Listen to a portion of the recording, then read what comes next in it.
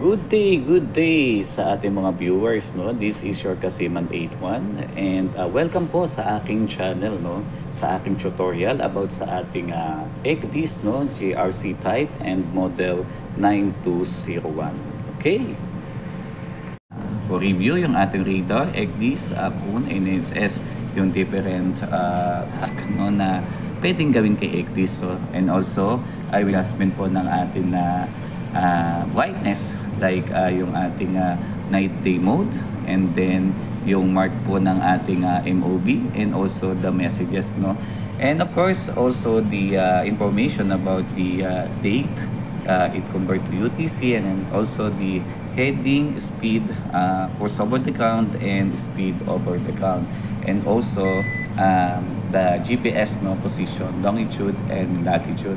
Ituturo ko po sa inyo yung about naman po dito sa info monitoring, no. Sa info monitoring po ay ito po ay sa mga target, but mga kasiman, wala po kasi akong target ngayon, no.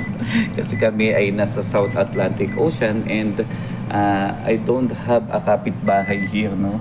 Wala akong kapitbahay, kaya wala akong maipapakita nga information monitoring, no. So kapag po kindik po itong class na information monitoring, ay magbibigay po siya ng page selection, no. Target information, target list, target to list, and AIS list, AIS detailed information, and coning, no. Ito po ay para sa mga target info, no. Kung meron po tayong target, pwede po natin i-click ang mga ito at ibibigay po ni ECDIS yung information po ng target, no. Sa ngayon mga kasiman, wala po. So siguro I will discuss this later, no, kapag meron na tayong target. So I will paano po i-off to, so you have to click this one off. Okay, so babalik si ECDIS sa kanyang menu. And then siguro ko na lang po sa inyo itong voyage information, no. Itong voyage information, i-compose po sa route, no, kung ano po yung route na current route po ninyo, no. So sa ngayon, ang aming current route ay voyage 81 na po kami, laden, Pujaira, galing po kami ng Pujaira, UAE to Rio Grande, Brazil, no. And then it will give you also the informations of yes, to waypoint 019. What is this, no? To waypoint 019, no. Ibig sabihin po ay papunta ka po, ito po yung ating barko, ito po ang ating legs, yung ating route. So to waypoint, ibig sabihin po yung next waypoint mo po, which is here. Ayan, dito ka po papunta dito sa area na to. Ito po yung ating waypoint 19, no.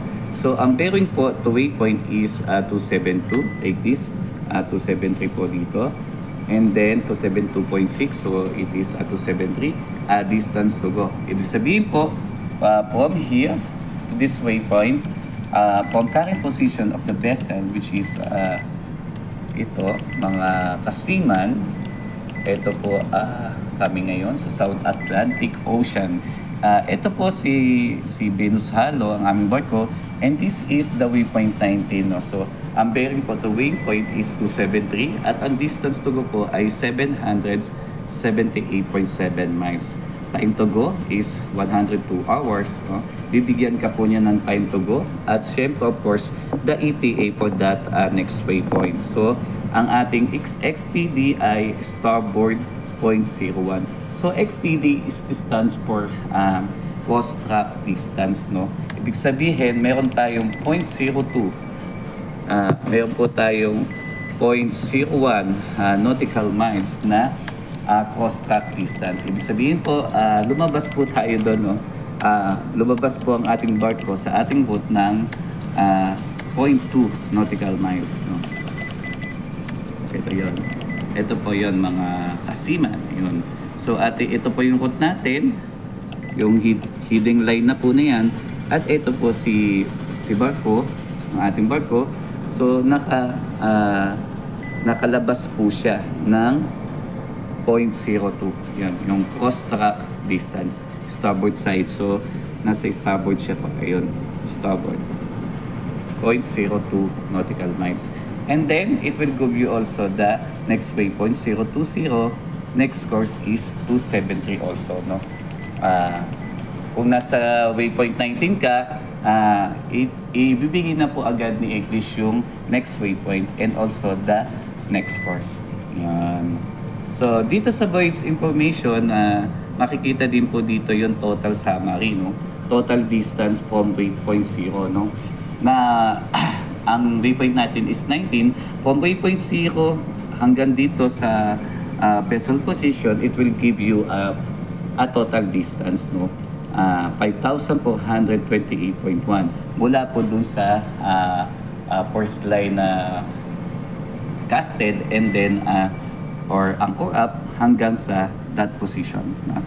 It will give you a total distance, and of course it will give you a final ETA, no?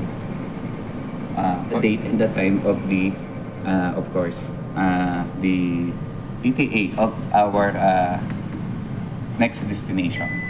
Okay?